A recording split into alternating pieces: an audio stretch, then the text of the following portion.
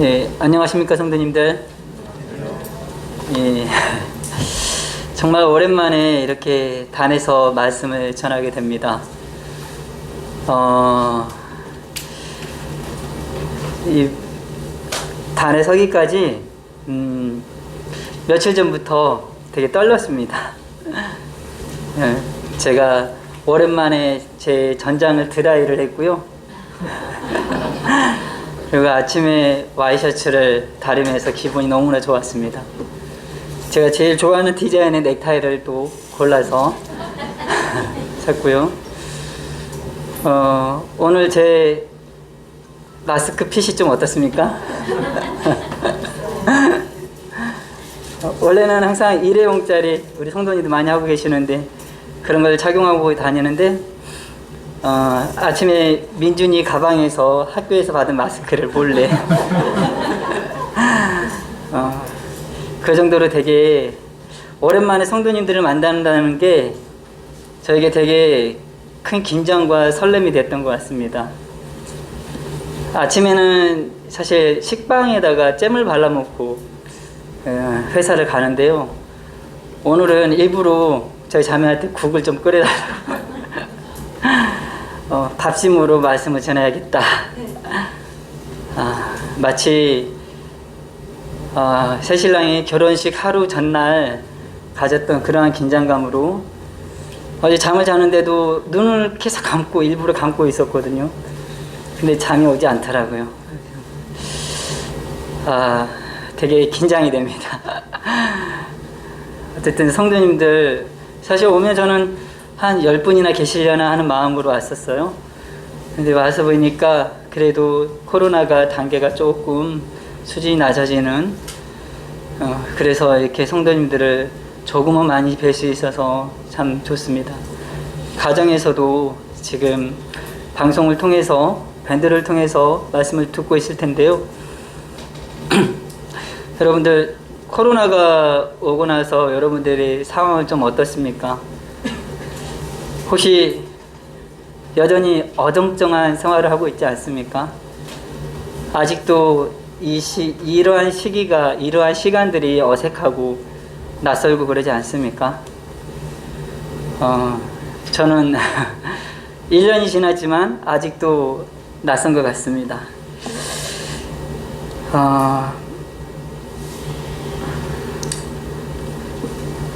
사실 코로나가 오기 전에 저희들은 항상 각 처에서 일을 하다가도 또 우리 어린 아이들은 놀이터에서 놀다가도 또 학생들은 공부를 하다가도 청년들은 일터에서 일하다가도 우리 모친님 부친님들은 집에서 쉬시다가도 돌아갈 곳이 있었어요.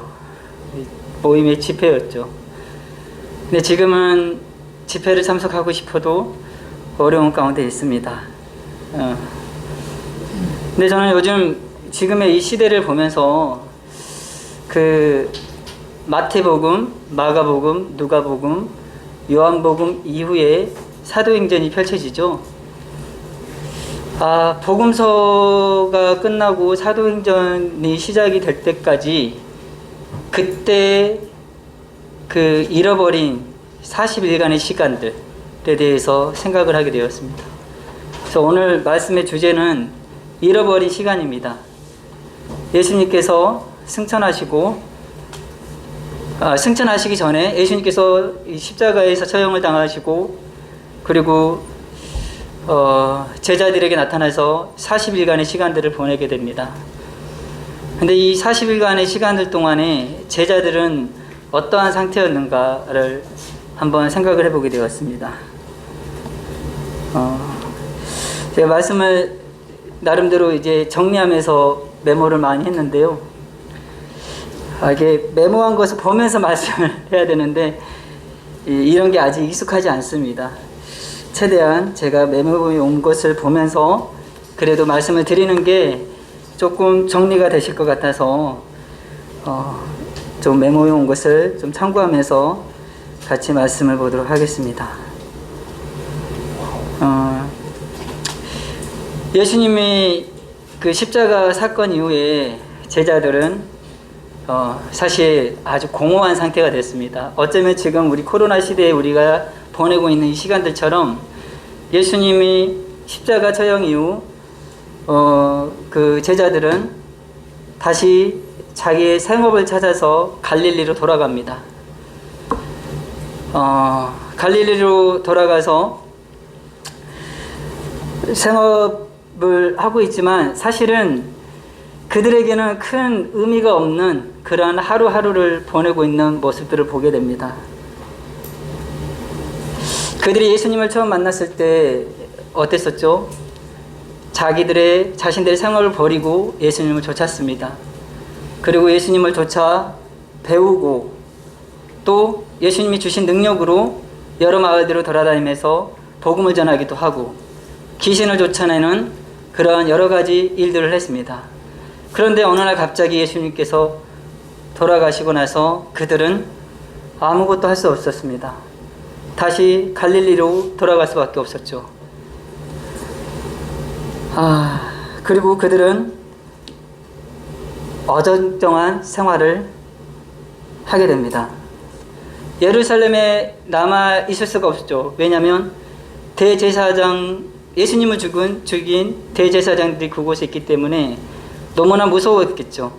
그래서 어쩌면 도망가듯이 갈릴리로 돌아갈 수 있을 것이고요. 때로는 할 일이 없기 때문에 더 이상 예루살렘에 남아 살 일이 없기 때문에 갈릴리로 돌아갈 수가 있었을 것입니다. 그런데 그들에게 부활하신 예수님이 찾아오십니다. 사도행전 1장 4절 말씀 보도록 하겠습니다.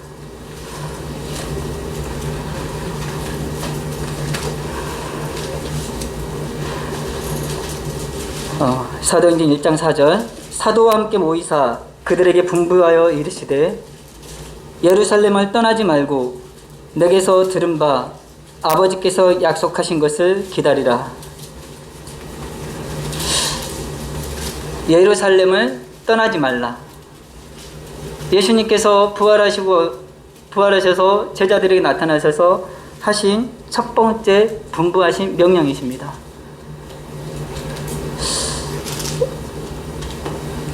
참 어정쩡하게 생활하고 있는 그들에게 예수님께서 나타나셔서 처음으로 분부하신 말씀이 예루살렘을 떠나지 말라였습니다. 아마 제자들은 사람이 다시 살아난 것 그 자체가 너무나 신기하기도 하고 참 있을 수 없는 일이 일어난 거잖아요. 죽었던 예수님이 다시 살아나셨어요. 얼마나 제자들은 그 마음 가운데 참 여러 가지 마음이 들었을 것입니다. 근데 그런 예수님께서 예루살렘을 떠나지 말라. 그래서 제자들은 다시 짐을 싸고 예루살렘으로 향하게 됩니다. 어쩌면 예루살렘으로 다시 돌아갈 때 그들의 마음 가운데는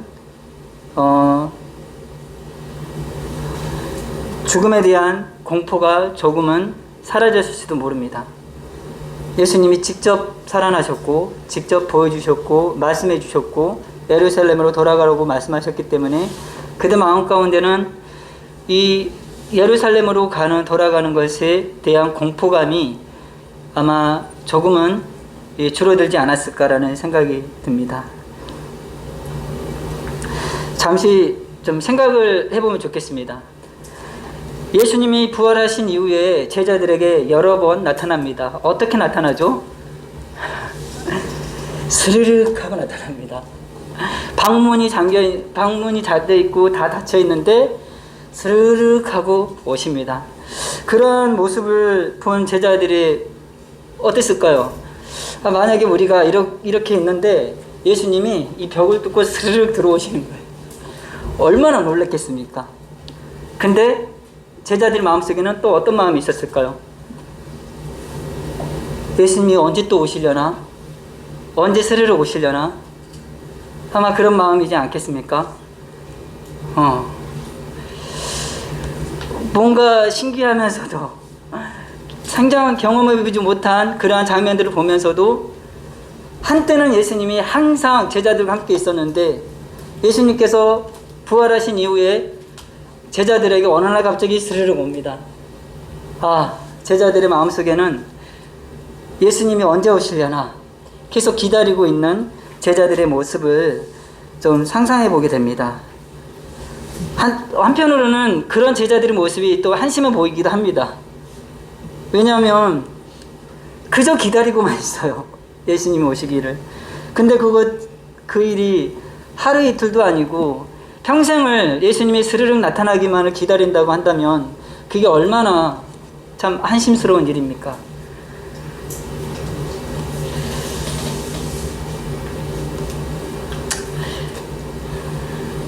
그렇게 예수님만 기다리면서 살 수는 사실은 없는 일이죠. 그렇다고 딱히 방법도 없었습니다. 그들이 할 수 있는 것이 아무것도 없었습니다. 지금 우리의 모습과도 사실은 좀 비슷한 것 같습니다. 우리가 할 수 있는 일이 아무것도 없는 것 같아요. 요한복음 21장 3절에 그들의 모습이 잘 나타나 있습니다. 요한복음 21장 3절, 시몬 베드로가 나는 물고기 잡으러 가노라 하니 그들이 우리도 함께 가겠다 하고 나가서 배에 올랐으나 그날 밤에 아무것도 잡지 못하였더니.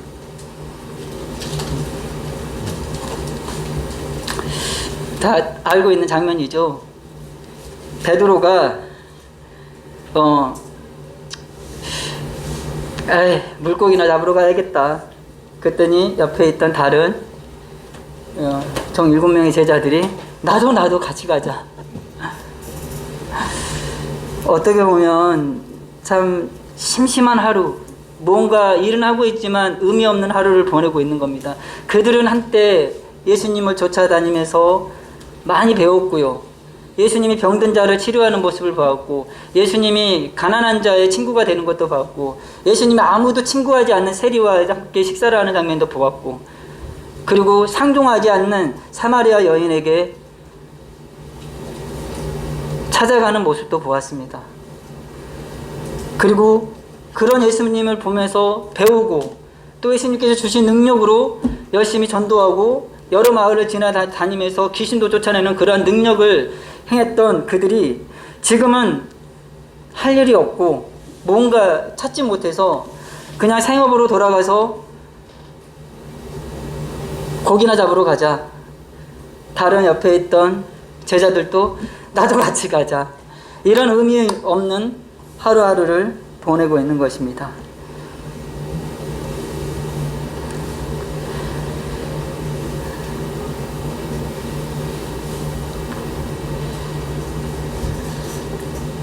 예수님의 부활 이후 40일 동안 제자들은 그렇게 살아갑니다. 그런데 예수님은 이 40일 동안 무엇을 준비하고 있죠? 바로 예루살렘 교회를 세울 것을 준비하고 있습니다. 그리고 제자들을 격려하고 위로하고 또 당부하면서 예루살렘 교회를 만들어갈 준비를 합니다. 그리고 때가 왔습니다.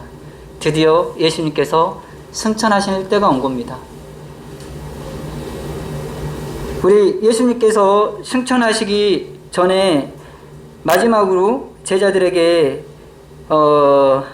남겼던 말씀을 한번 보도록 하겠습니다. 사도행전 1장 8절 말씀입니다.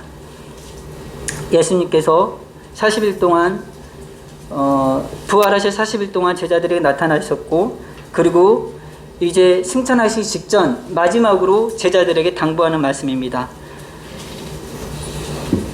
오직 성령이 너희에게 임하시면 너희가 권능을 받고 예루살렘과 온 유대와 사마리아와 땅끝까지 이르러 내 증인이 되리라.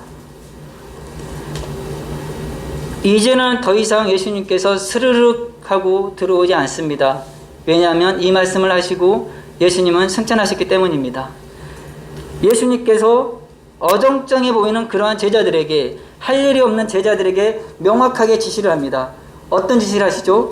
내 증인이 되리라 라고 이렇게 말씀을 하십니다. 죽으신 주님도 보았고, 또 그리고 부활하신 주님도 보았고, 또 승천하신 주님을 본 제자들입니다. 그리고 예수님께서 과제를 주셨죠. 내 증인이 되리라. 이제 제자들은 어정쩡할 필요가 없습니다. 이제 그들의 마음 가운데는 증인이 되기 위해서 이제 내가 일을 해야 되구나. 이제 어정쩡하게 내가 바닷가에 가서 물고기나 잡고 다시 이러한 일을 할 때가 아니구나 하면서 어쩌면은 그 마음 가운데 드디어 내가 할 일을 찾고 마음 가운데 기뻐했을 수도 모릅니다.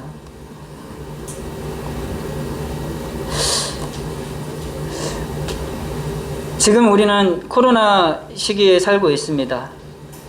아마 이러한 재앙이 우리가 살아가면서 어떻게 보면 가장 큰 재앙이 아닌가 생각해 보게 됩니다. 그러나 이러한 시기를 통해서 우리는 하나님의 심판도 보지만 또 하나님의 역사하심을 보고 있습니다. 세상에 대한 심판 이면에는 또 하나님의 자녀들에게 주신 하나님 메시지가 있습니다. 저는 되게 많은 생각을 하게 되는데요. 코로나 시대가 시작되면서 달라진 모습, 그것은 바로 가정교회가 세워지고 있다는 게 아닐까라는 생각을 해보게 됩니다.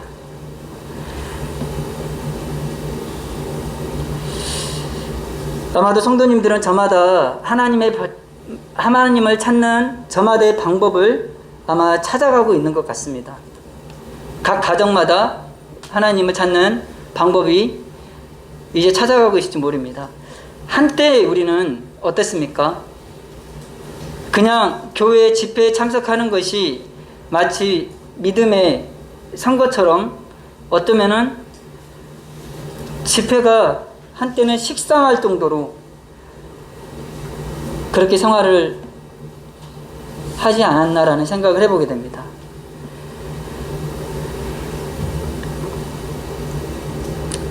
그냥 모임에 잘 참석하면 내가 믿음을 지키고 있다라고 생각했던 것 같습니다. 코로나가 온 이후 우리는 비로소 주님 안에서 우리의 자신들을 돌아보게 되었고, 그리고 모임의 소중함을 비로소 느끼고 있는 것 같습니다. 2006년 8월 제가 결혼식을 올리고 중국에서 결혼 생활을 시작을 했습니다. 주변에는 모임이 없었고요. 어쩔 수 없이 가정에서 집회를 하고 가정에서 예배를 드리고, 그리고 주변의 구도자들을 초청해서 복음을 전하고, 저는 회사의 주재원으로 중국을 갔기 때문에 선교에 대한 뜻은 전혀 없었습니다. 그러나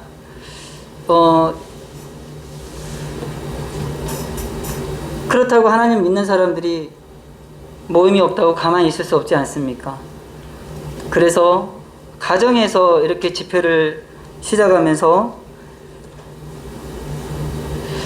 되게 고통스러운 시간들을 보냈어요. 왜냐하면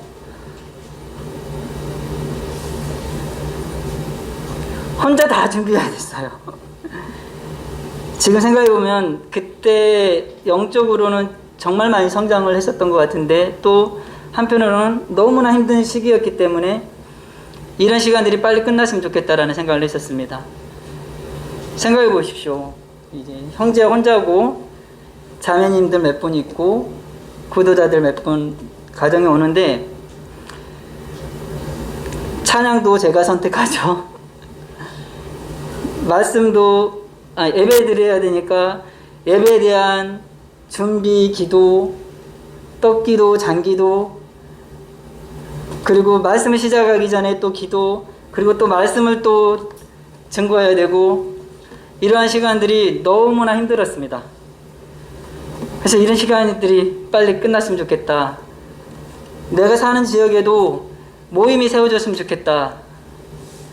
2006년 그렇게 한 해를 보내고 있는데, 물론 주님께서 축복해 주셔서 그 가정 집회를 통해서 구원을 받고 침례까지 받은 성도님들이 몇 분 계셨습니다. 너무나 감사할 일이죠. 근데 2017년에 우리의 기도가 이루어졌습니다. 우리 주변 지역에도 모임이 세워졌으면 좋겠다. 계속 하나밖에 기도하지 않았는데 2017년에 다들 아시죠? 신천 모임이 제가 살고 있는 지역 주변에 1시간 반 거리에 있는데 신천 모임이 세워진 겁니다. 저는 사실 일산 모임에 대한 정보가 아무것도 없었었죠. 저는 일산 모임을 전혀 몰랐습니다. 그냥 제가 알고 있는 일산 모임은 저랑 함께 청년의 시절을 보냈던 동갑내기인 양성신 자매가 시집간 모임으로만 알고 있었습니다. 그런데 이제 최종호 형제님 가정이 신천 모임에 오면서 이제 연락이 돼서 서로 인사를 하게 되고 한두 달에 한 번 정도는 제가 신천 모임으로 가서 함께 예배를 드리고 그러면서 이제 한희 형제님, 김석희 형제님 또 여러 성도님들이 방문하면서 오히려 제가 있었던 교회 모임보다도 저를 더 많이 방문해 주시는 거예요. 그래서 일산 모임을 천천히 알아갔습니다. 사실 10년이라는 그 긴 시간을 중국에서 보내면서 한국에 들어왔을 땐 너무 편했습니다. 왜냐하면 가만히 있어도 말씀을 들을 수 있는 기회가 너무 많았고요. 그리고 일산 모임으로 오면서부터는 더더욱 저는 마음이 너무 편했습니다. 왜냐하면 일산 모임은 말씀을 전하는 은사를 갖고 계신 형제님들 너무나 많이 계신 겁니다. 그래서 나는 듣기만 하면 되겠구나. 너무나 좋은 시간들을 보냈습니다. 그런데 어느 날 갑자기 그런 생각이 들었습니다. 근데 왜 좋은 말씀을 많이 듣고 있는데 나는 영적으로 제자리이다 못해 후퇴하고 있을까? 분명 말씀들은 더 많이 듣고 있고 공급을 더 많이 받고 있는데 나는 왜 영적으로 지키는 걸커녕 후퇴하고 있을까? 어느 날부턴가 제가 하나님을 찾고 있지 않고 어느 날부턴가 모임에 기대서 그냥 집회에 잘 참석하고 이러면은 이제 가르침을 받으니까 성장되겠지 했지만 어느 순간 저의 모습은 성장이 멈춰버린 상태였던 것 같습니다. 그런 생각을 하고 있을 때 코로나가 오게 되었고요.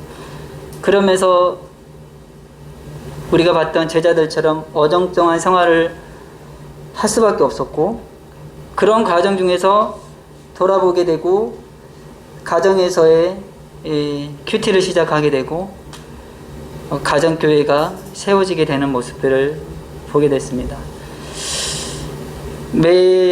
올해 새해부터 매일 저녁에 온 가족이 모여서 말씀을 함께 읽고 같이 교제하는 시간을 갖고 있습니다.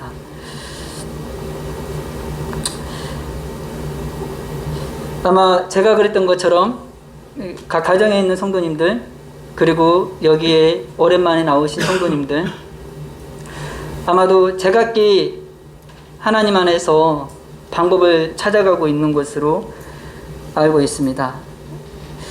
사실 이 코로나로 인해서 어떤 면에서는 전도하기가 쉬워졌습니다. 왜냐하면 비대면이니까 마스크를 썼기 때문에 용기를 가질 수가 있습니다. 이상하게도 우리가 여기 있다가 타국에 가거나 외국에 가면은 막 용기가 납니다. 그래서 아무나 붙잡고 복음을 전하기도 하고요. 근데 그게 왜일까 생각해 보니까 그들은 나의 문화를 모르고 나의 성격을 모르고 내가 어떻게 살아왔는지 모릅니다. 그러니까 마치 내가 가면을 쓰고 있는 것처럼 그들에게 노출이 되지 않는 상태에서 막 복음을 전하기도 합니다. 마스크를 쓰고 있기 때문에 이제는 사람을 만나도 오히려 좀 덜 어색하고 복음을 전하는데도 오히려 더 쉬워지지 않았나 생각을 됩니다. 낯선 사람은 복음을 원래 성격이 낯설고 그리고 원래 성격이 나는 사람을 만나면 조금 이렇게 기피하는 사람들도 마스크를 쓰잖아요. 그러면은 예, 용기가 납니다. 혹은 내 입에 이 은사가 부족해서 말씀을 전하는 게 어렵다고 한다면은 영상이나 음성으로도 녹음해서 이제 비대면이기 때문에 보낼 수 있습니다. 그래서 우리가 복음을 전하는 게 여러 가지 채널이 생겼습니다. 저희도 이제 주일학교를 이렇게 맡고 있는데요. 처음에 우리 주일학생들에게 어떻게 다가서야 될지 전혀 알지 못했습니다. 어쩔 수 없이 영상을 제작해서 말씀을 송출하게 되고 영상으로 우리 아이들의 말씀을 듣게 되고 그러면서 하나하나씩 배워갔습니다. 아, 이렇게 전도를 할 수 있겠구나. 내가 좋아하는 사람들에게, 아직 하나님을 믿지 않는 사람들에게 내가 음성으로 녹음해서 아니면 내가 영상을 찍어서 그냥 3분짜리 5분짜리 이 영상으로 전도를 할 수 있겠구나, 이런 생각이 좀 들었습니다. 그리고 사실 우리도 주님과 비대면입니다. 고린도전서 13장 12절 보도록 하겠습니다. 너무나 잘 알고 있는 말씀이죠. 그리고 제가 제일 좋아하는 성경 구절이기도 합니다. 고린도전서 13장 12절.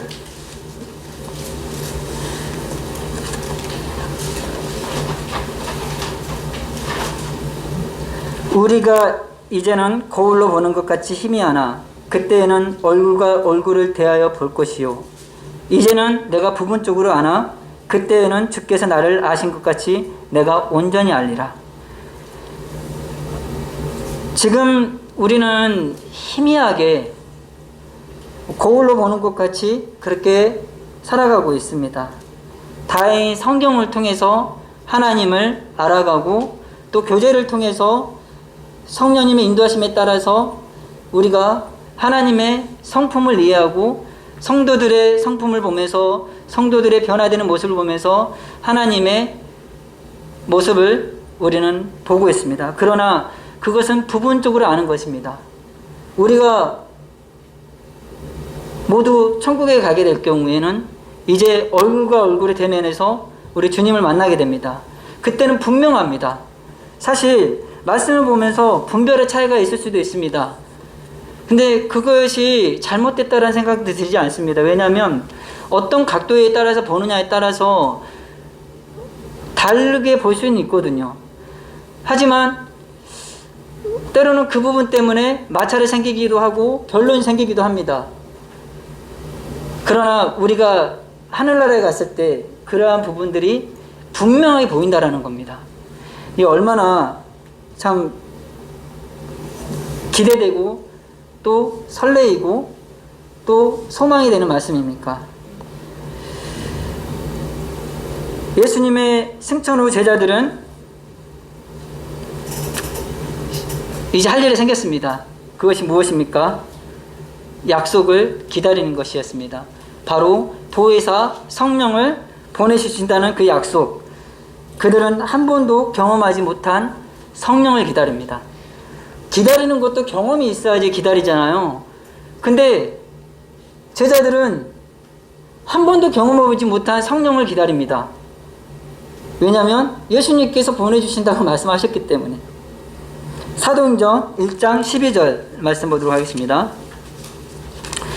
사도행전 1장 12절 14절.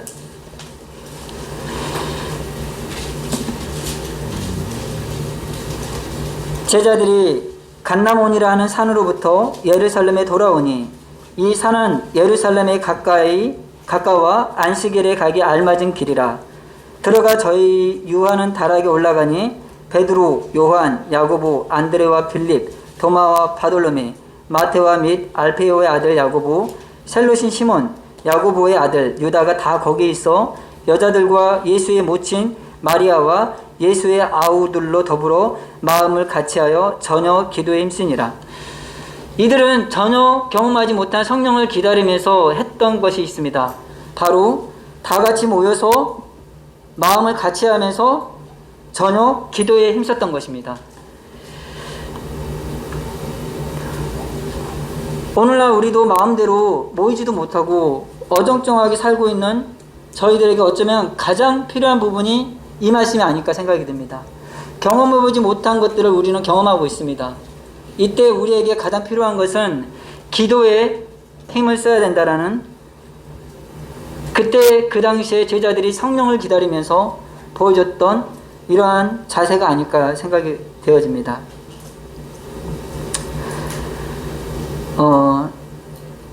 제가 잠깐 이제 저희 가정이 새해부터 말씀 한 장씩 읽고 있다고 했는데요. 신약성경부터 읽고 있습니다. 마태, 마가, 누가, 복음을 지금 현재 읽고 있는데요.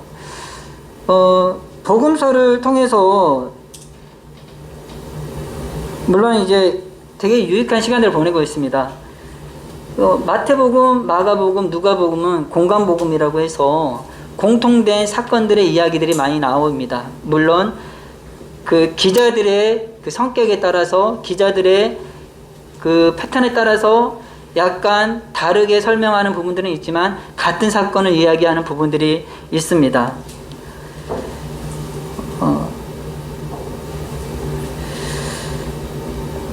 근데 이 복음서의 말씀을 읽다 보면은 여러 사람들이 나오잖아요. 바리새인들, 대제사장들, 사마리아 여인, 그리고 제자들, 이런 사람들이 많은 사람들이 등장하는데, 이런 사람들의 생각은 딱 하나입니다.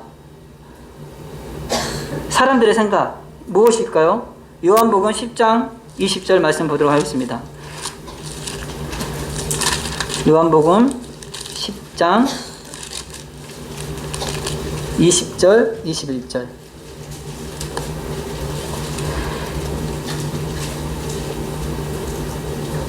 그 중에 많은 사람이 말하되 그가 귀신 들려 미쳤거늘 어찌하여 그 말을 듣느냐 하며, 어떤 사람은 말하되 이 말은 귀신 들린 자의 말이 아니라 귀신이 맹인의 눈을 뜨게 할 수 있느냐 하더라. 사람들의 생각은 하나입니다. 예수님 그는 누구인가냐입니다. 둘 중에 하나입니다. 귀신이 들렸거나 아니면 하나님의 사람이거나, 둘 중에 하나입니다. 하지만 그 당시에 이러한 의문을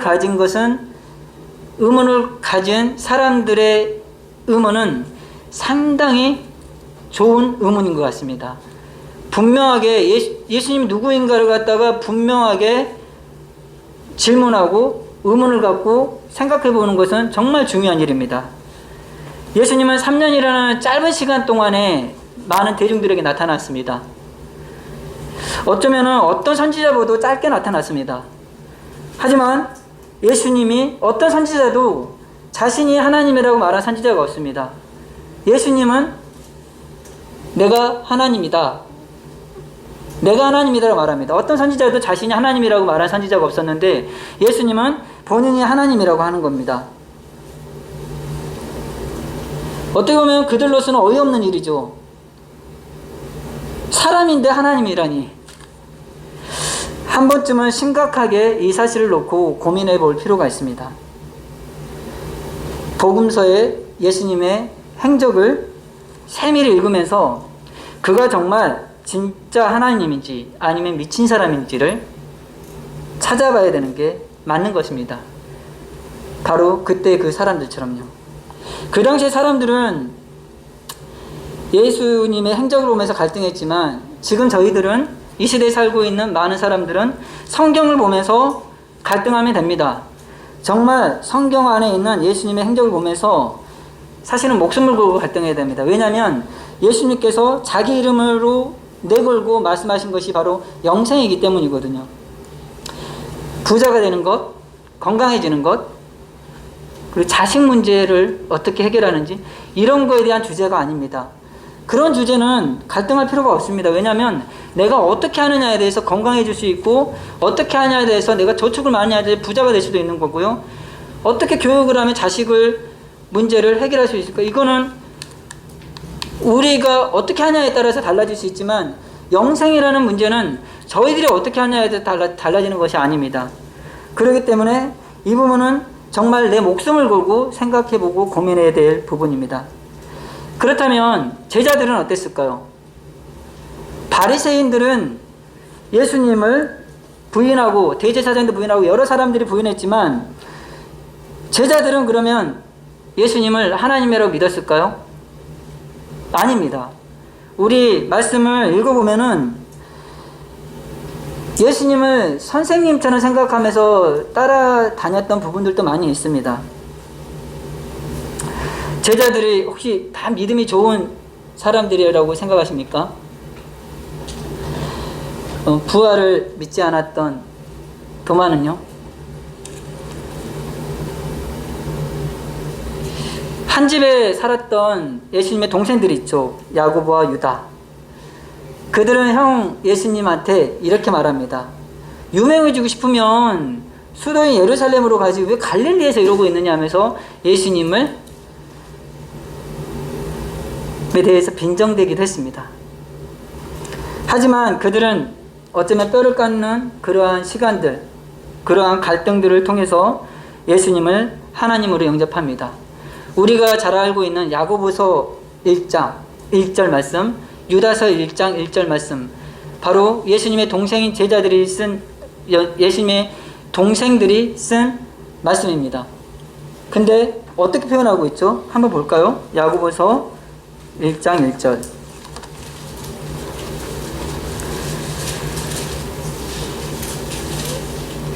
자신을 소개합니다. 야고보가 자신을 어떻게 소개하냐면 하나님과 주 예수 그리스도의 종 야고보는, 야고보를 본인이 어떻게 소개합니까? 주 예수 그리스도의 동생인 야고보는 이렇게 말하지 않습니다. 예수 그리스도의 종 야고보라고 자신을 소개하고 있습니다. 유다서도 마찬가지입니다. 유다서 1장 1절에도 그렇게 나옵니다. 예수 그리스도의 종이요 야고보의 형제인 유다는, 이렇게 나옵니다. 그들이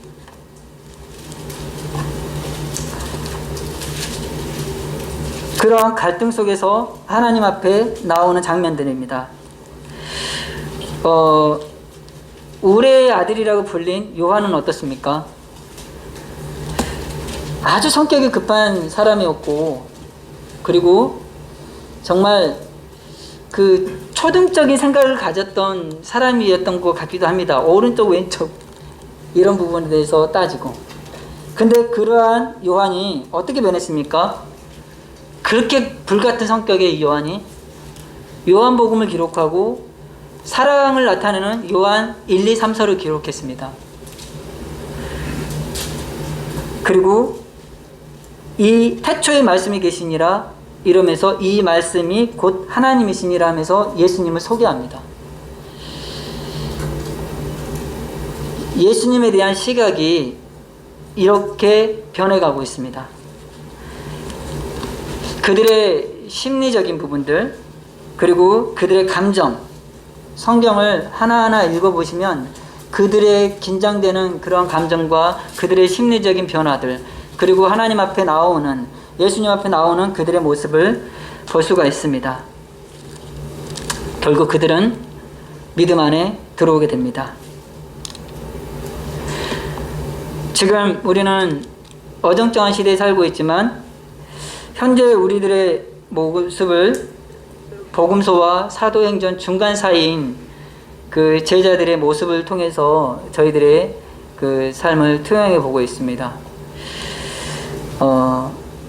이런 중간 시대는 사실 구약에도 나타납니다. 야곱의 70명의 식구들이 이야기가 있은 후에 이제 모세의 이야기로 넘어가잖아요. 그 기간이 400년 동안의 기록이 있지 않습니다. 성경에. 그러니까 그 야곱의 70인의 식구들의 이야기가 있고 모세가 등장하기까지는 약 400년간의 시간이 이미 흘렀습니다. 그리고 말라기가 끝나고 예수님이 등장하기까지도 400년이라는 시간이 성경에는 침묵하고 있습니다.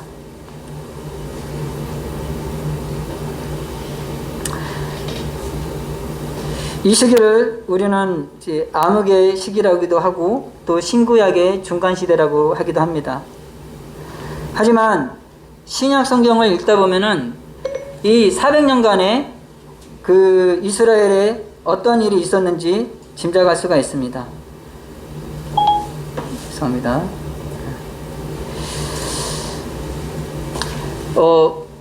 말씀 집회를 통해서 이제 교제가 되어지고 있는 부분이고 말씀을 통해서 듣고 있는 부분인데요. 우리 에스라와 느헤미야에 대해서 우리 많이 배우고 말씀을 보지 않습니까? 바벨론에 의해서 예루살렘을 멸망하게 됐죠. 그리고 그런데 다행스럽게도 바벨론에 사로잡혀간 사람들은 대부분 유다의 지도층들이었습니다. 국가 조직처럼은 되지 못했지만 그들 나름대로 새로운 공동체를 형성하게 되었는데, 우리가 잘 알고 있는 이런 새로운 공동체를 형성하는데 정말 혁혁한 그 영향을 미쳤던 사람이 바로 에스라와 느헤미야죠.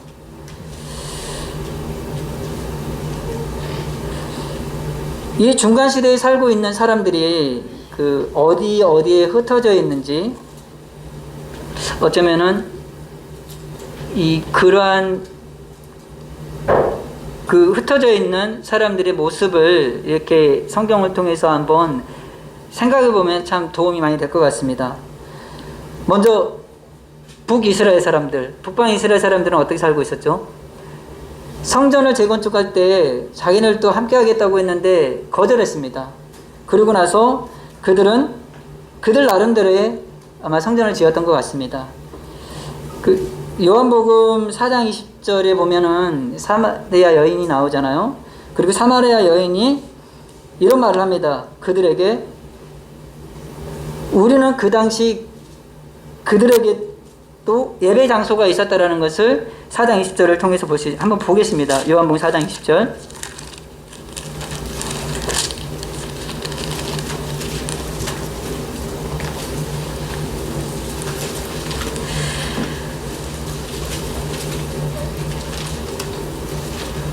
(19절부터) 보겠습니다. 여자가 이르되 주여 내가 보니 선지자로소이다. 우리 조상들은 이 산에서 예배하였는데 당신들의 말은 예배할 곳이 예루살렘에 있다 하더이다.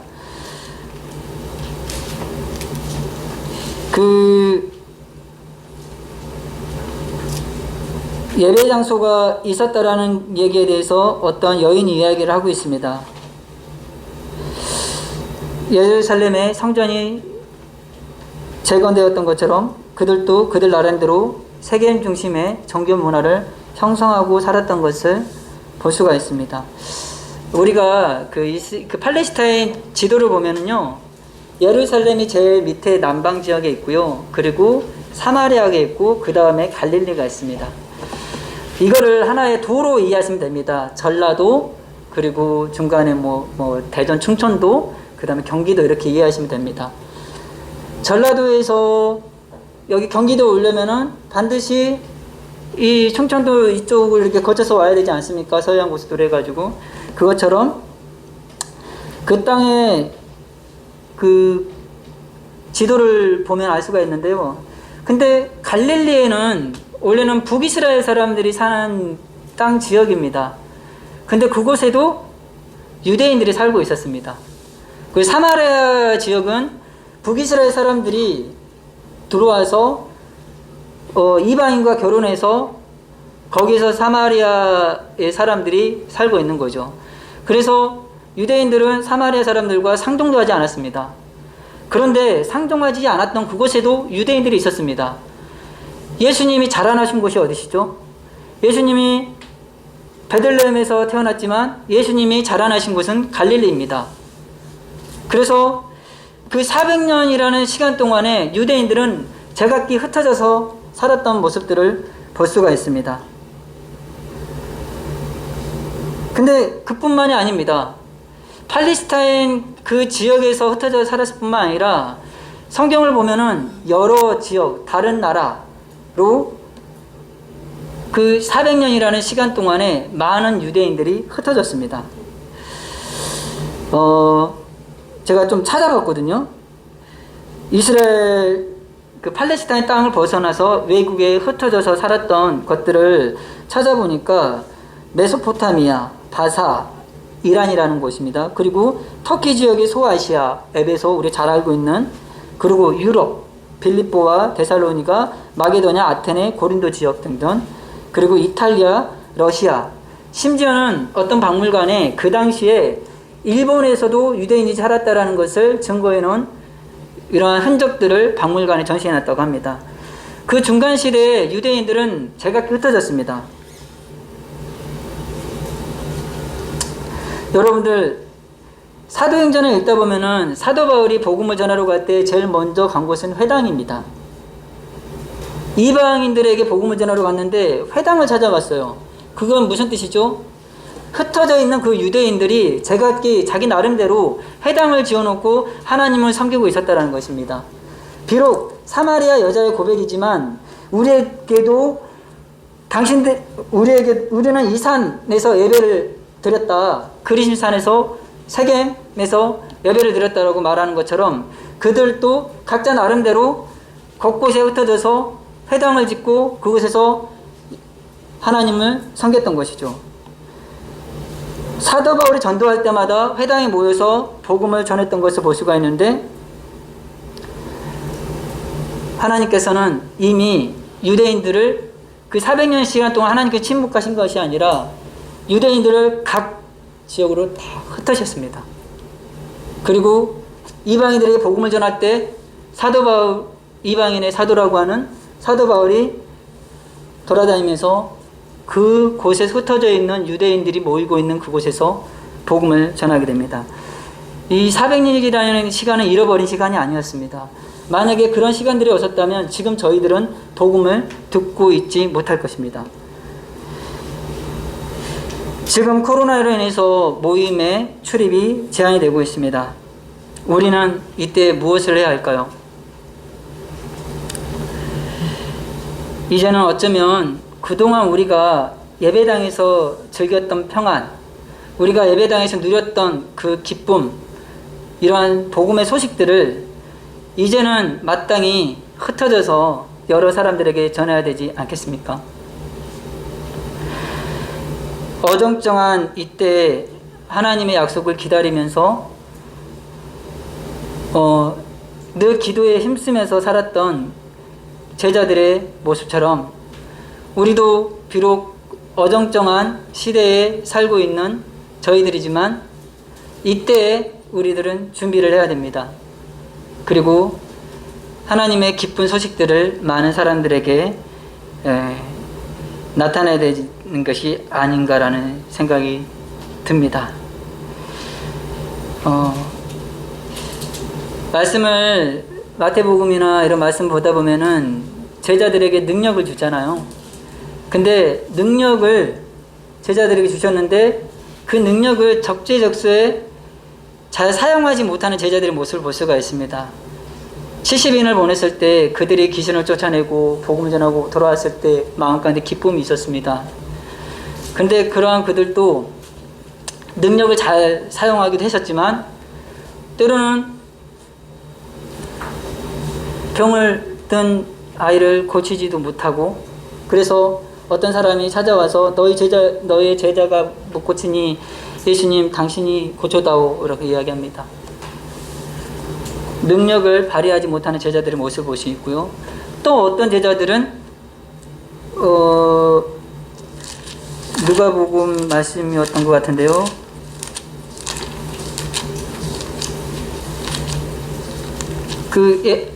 정확하게 제가 기억을 못하는데 예수님이 예루살렘 지역에서 사마리아로 가려고 하는데 그 길을 막았던 사람들이 있었던 것 같아요.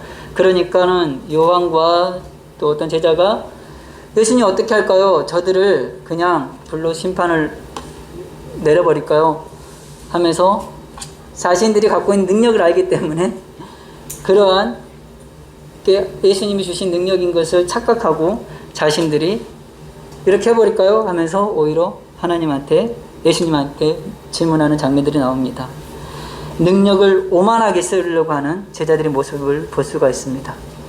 참 우리는 능력을 어떻게 사용하는가, 우리는 각자 능력이 있습니다. 복음을 들었고요. 복음을 알고 있고요. 그러한 능력을 이제는 적재적소에서 각각 위치에서 흩어져 있는 많은 사람들에게 우리는 복음을 전해야 될 때가 아닌가 생각해 보게 됩니다. 이상으로 말씀을 마치도록 하겠습니다.